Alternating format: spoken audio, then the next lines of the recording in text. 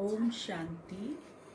बाबा कहते बच्चे देही अभिमानी बनो, दे अभिमान को छोड़ दो और तुम बच्चों को सत्संग आदि करके ज्ञान सुनाने का काम करना है। खुद भी ज्ञान सुनना है और दूसरों को भी सुनाना है।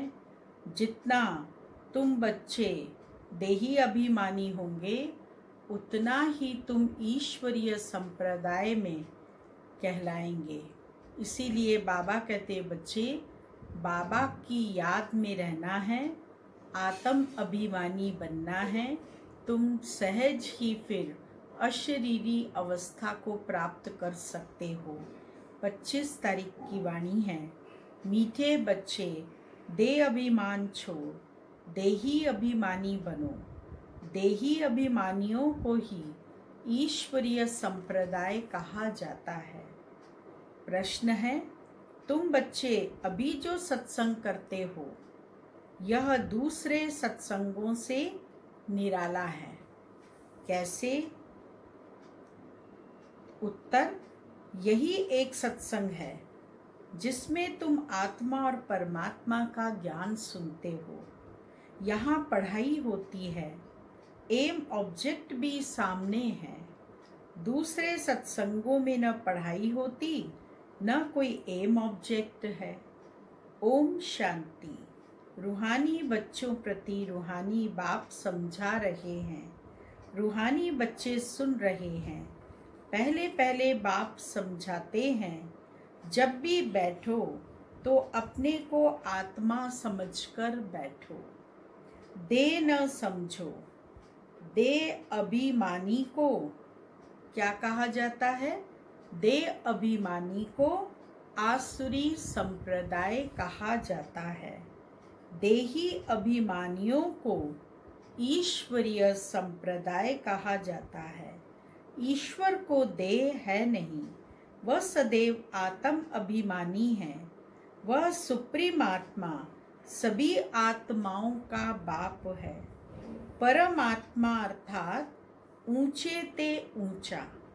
मनुष्य जब ऊंचे ते ऊंचा भगवान कहते हैं तो बुद्धि में आता है वह निराकार लिंग रूप है।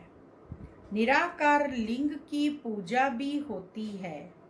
वह है परमात्मा, यानी सभी आत्माओं से उच्च है। वह भी आत्मा परंतु उच्च आत्मा।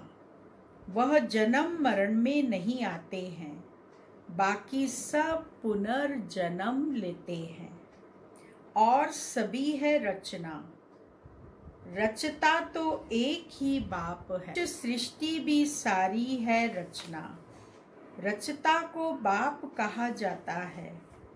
पुरुष को भी रचता कहा जाता है। स्त्री को अडॉप्ट करते हैं, फिर उनसे क्रिएट करते हैं, पालना करते हैं, बस विनाश नहीं करते हैं। और जो धर्म स्थापक होते हैं वह भी क्रिएट करते हैं, फिर उनकी पालना करते हैं, विनाश कोई भी नहीं करते।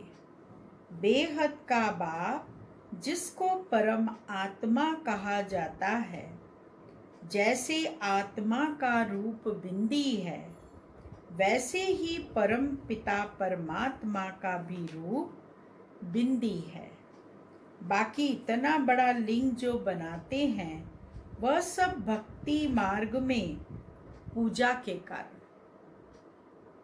बिंदी की पूजा कैसे हो सकती है? बिंदी की पूजा नहीं हो सकती।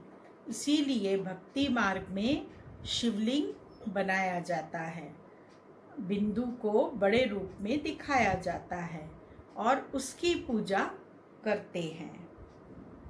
भारत में रुद्र यज्ञ रचते हैं तो मिट्टी का शिवलिंग और सालीग्राम बनाकर फिर उनकी पूजा करते हैं। उनको रुद्र यज्ञ कहा जाता है। वास्तव में असली नाम है राजस्व अश्वमेघ अविनाशी रुद्र गीता ज्ञान यज्ञ, जो शास्त्रों में भी लिखा हुआ है। बाप बच्चों को कहते हैं, अपने को आत्मा समझो, और जो भी सत्संग है उनमें आत्मा या परमात्मा का ज्ञान न कोई में है न दे सकते हैं। वहाँ तो कोई एम ऑब्जेक्ट होती नहीं। तुम बच्चे तो अभी पढ़ाई पढ़ रहे हो। तुम जानते हो आत्मा शरीर में प्रवेश करती है। आत्मा अविनाशी है, शरीर विनाशी है। शरीर द्वारा पार्ट बजाती है। आत्मा तो अशरीरी है ना।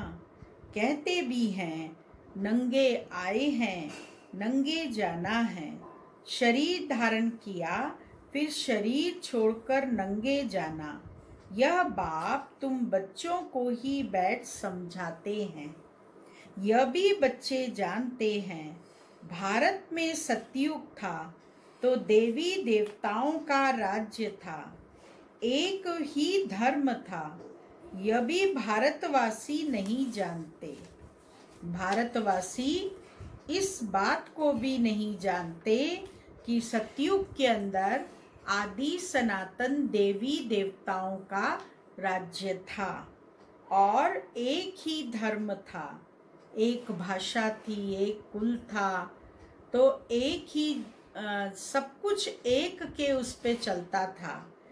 यह बाप को जिसने नहीं जाना उसने कुछ नहीं जाना।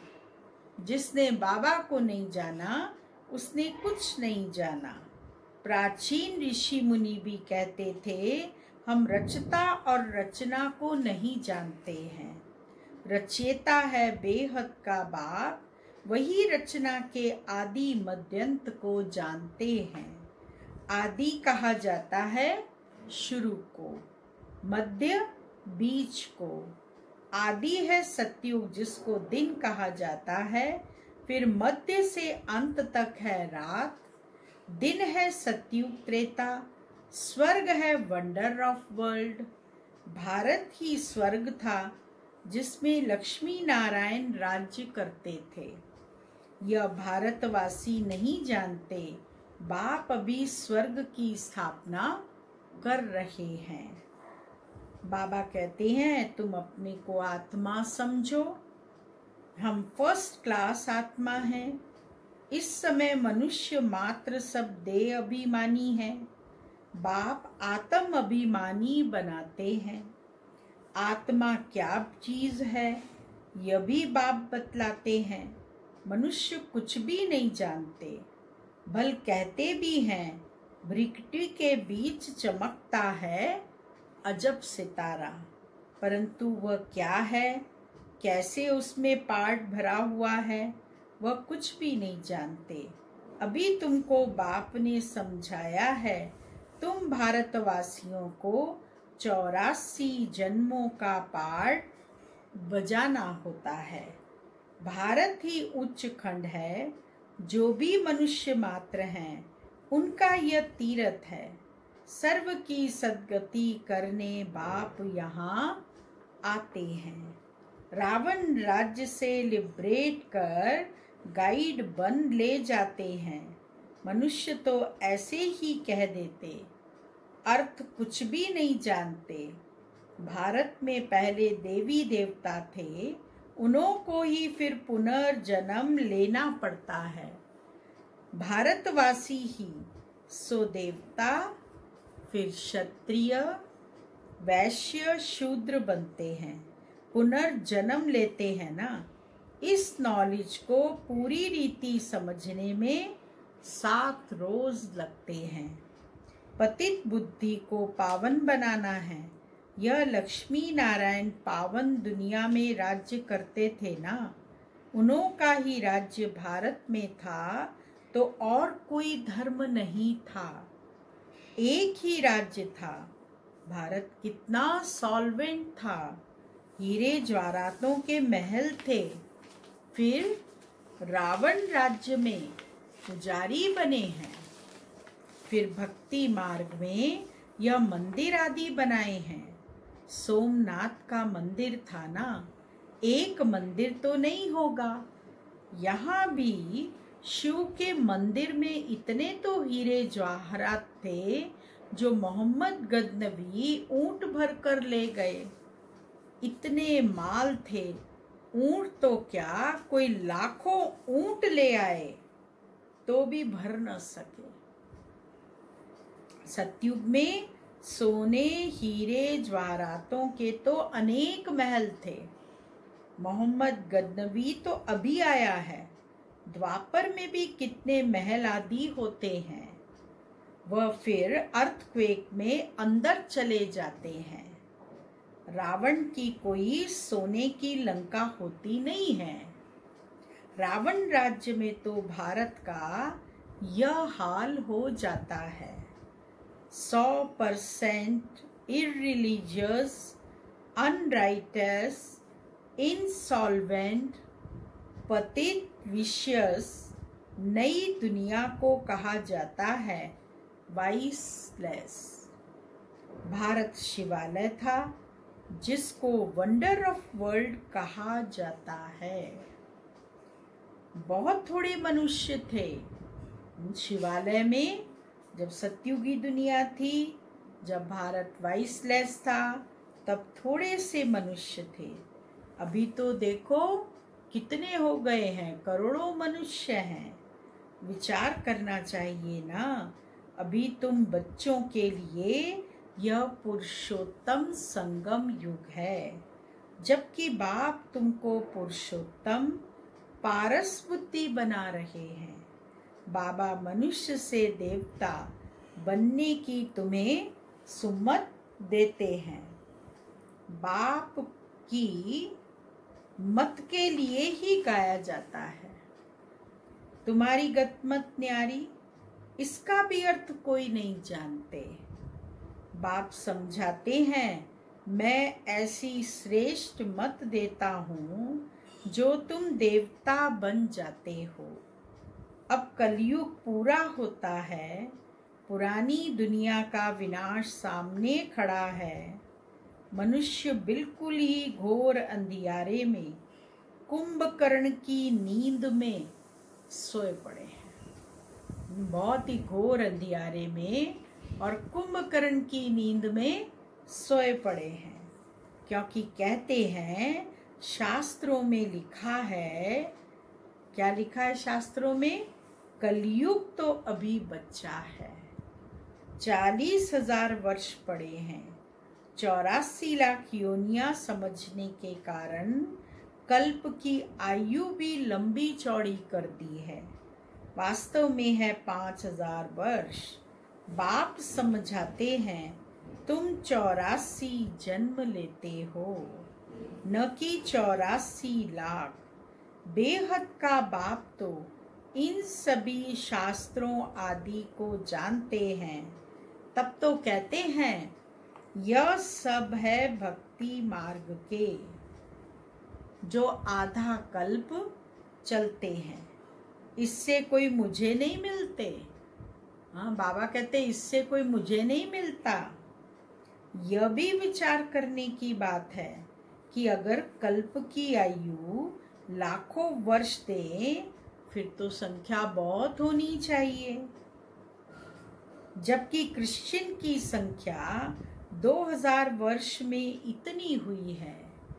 भारत का असूल धर्म देवी देवता धर्म है, वह चला आना चाहिए, परंतु आदि सनातन देवी देवता धर्म को भूल जाने के कारण कह देते हमारा हिंदू धर्म है। हिंदू धर्म तो होता ही नहीं। भारत कितना उच्च था। आदि सनातन देवी देवता धर्म था तो विष्णुपुरी थी, अब है रावणपुरी। वही देवी देवताएं 84 जन्म के बाद क्या बन गए हैं। देवताओं को वाइसलेस समझ, अपने को विशियस समझ, उन्हों की पूजा करते हैं। सतयुग में भारत वाइसलेस था, नई दुनिया थी जिसको नया भारत कहते हैं। यह है पुराना भारत। नया भारत क्या था? पुराना भारत क्या है? नई दुनिया में भारत ही नया था। अब पुरानी दुनिया में भारत भी पुराना है। क्या गति हो गई है? भारत ही स्वर्ग था, अभी नर्क है। भारत मोस्ट सॉल्वेंट था, भारत ही मोस्ट इंसॉल्वेंट है। सबसे भीख मांग रहे हैं, प्रजा से भी भीख मांगते हैं। यह तो समझ की बात है ना। आज के दे अभिमानी मनुष्यों को थोड़ा पैसा मिला तो समझते हैं हम तो स्वर्ग में बैठे हैं। सुख धाम को बिल्कुल जानते नहीं। क्यों? क्योंकि पत्थर बुद्धि है। अब उन्हें पारस बुद्धि बनाने के लिए 7 रोज की भट्टी में बिठाओ, क्योंकि पतित है ना। पतित को यहाँ तो बिठा नहीं सकते, यहाँ पावन ही रह सकते हैं। पतित को अलाउ नहीं कर सकते, पतित को नहीं अंदर आने दे सकते। पावन ही बनते हैं, वही आते हैं। तुम अभी पुरुषोत्तम संगम युग पर बैठे हो। जानते हो बाबा हमको ऐसा पुरुषोत्तम बनाते हैं। यह सच्ची सत्यनारायण की कथा है। सत्य बाप तुमको नर से नारायण बनने का राजयोग सिखला रहे हैं। ज्ञान सिर्फ एक बाप के पास है, जिसको ज्ञान का सागर कहा जाता है। शांति का सागर, पवित्रता का सागर, यह उस एक की ही महिमा है। दूसरे कोई की महिमा हो नहीं सकती। देवताओं की महिमा अलग है, परम पिता परमात्मा शिव की महिमा अलग है। वह है बाप। कृष्ण को बाप नहीं कहेंगे। अब भगवान कौन ठहरा? अभी भी भारतवासी मनुष्यों को पता नहीं है। कृष्ण भगवानोवाच्य कह देते हैं, वह तो पूरे 84 जन्म लेते हैं। सूर्यवंशी सो, चंद्रवंशी सो, वैश्यवंशी। मनुष्य हम सो का अर्थ भी समझते नहीं। हम आत्मा सो परमात्मा कह देते हैं। कितना रॉन्ग है। बाबा कहते कितना रॉन्ग है। अभी तुम समझते हो कि भारत की चढ़ती कला और उतरती कला कैसे होती है। यह है ज्ञान, वह सब है भक्ति। सतयुग में सब पावन थे, राजा रानी का राज्य चलता था। वहाँ वजीर भी नहीं होता है। सतयुग के अंदर सब निर्णय राजा ही लेता है। राजा और रानी मिलकर राज्य करते हैं और वहाँ कोई मंत्रियों आदि की आवश्यकता नहीं पड़ती, क्योंकि वो ही इतने इंटेलिजेंट होते हैं कि खुद ही वो अपना निर्णय ले लेते हैं। क्योंकि राजा रानी खुद ही मालिक हैं, बाप से वर्षा लिया हुआ है, उनमें अकल है। लक्ष्मी नारायण को कोई की राय लेने की दरकार नहीं है। वहाँ वजीर होते नहीं। भारत जैसा पवित्र देश कोई था नहीं। महान पवित्र देश था, नाम ही था स्वर्ग। अभी है नर्क। नर्क में फिर स्वर्ग बाप ही बनाएगा। अच्छा, मीठे मीठे सिकी लदे बच्चों प्रति माता पिता बाप दादा का याद प्यार। Good morning. रूहानी बाप की रूहानी बच्चों को नमस्ते, और रूहानी बच्चों की रूहानी बाबा को याद प्यार, गुड मॉर्निंग, नमस्ते। मुख्य सार है पहला पॉइंट एक बाप की सुम्मत पर चलकर मनुष्य से देवता बनना है। इस सुहावने संगम युग पर स्वयं को पुरुषोत्तम पारस बुद्धि बनाना है। दूसरा पॉइंट है, 7 रोज की भट्टी में बैठ पतित बुद्धि को पावन बुद्धि बनाना है। सत्य बाप से सत्यनारायण की सच्ची कथा सुन नर से नारायण बनना है। वरदान है, फरिश्तेपन की स्थिति द्वारा बाप के स्नेह का रिटर्न देने वाले समाधान स्वरूप भव। फरिश्तेपन की स्थिति में स्थित होना यही बाप के स्नेह का रिटर्न है। ऐसा रिटर्न देने वाले समाधान स्वरूप बन जाते हैं। समाधान स्वरूप बनने से स्वयं की व अन्य आत्माओं की समस्याएं स्वतः समाप्त हो जाती हैं। तो अब ऐसी सेवा करने का समय है। लेने के साथ देने का समय है। इसीलिए अब बाप समान उपकारी बन पुकार सुनकर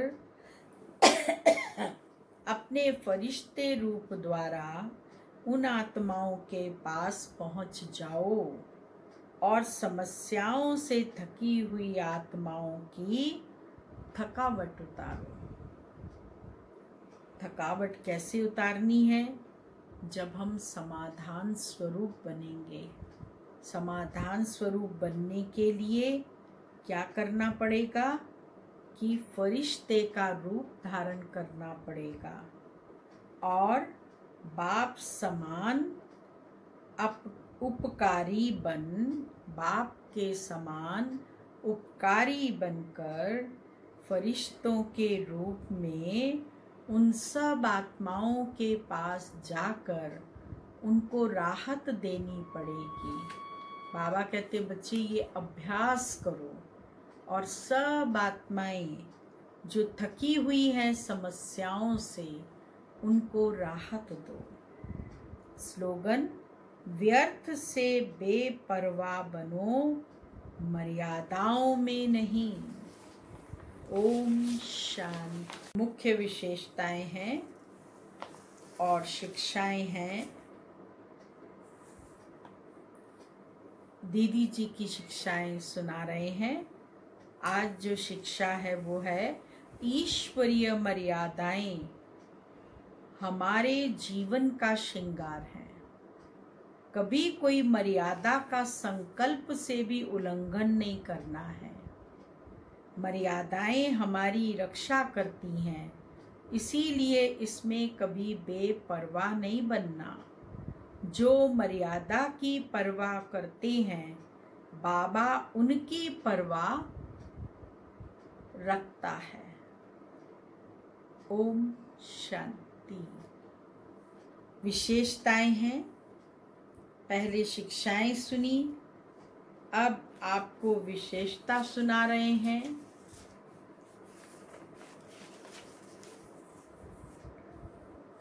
सफल करने और कराने में नंबर 1, दीदी ने अनेकों का तन मन धन सफल कराया। यज्ञ को कौन संभाल सकते हैं? दीदी उनकी जीवन कहानी को सुनकर परखकर उसे समर्पित कराया और उनके दिल में यज्ञ के प्रति भावना भरी। ओम शांति।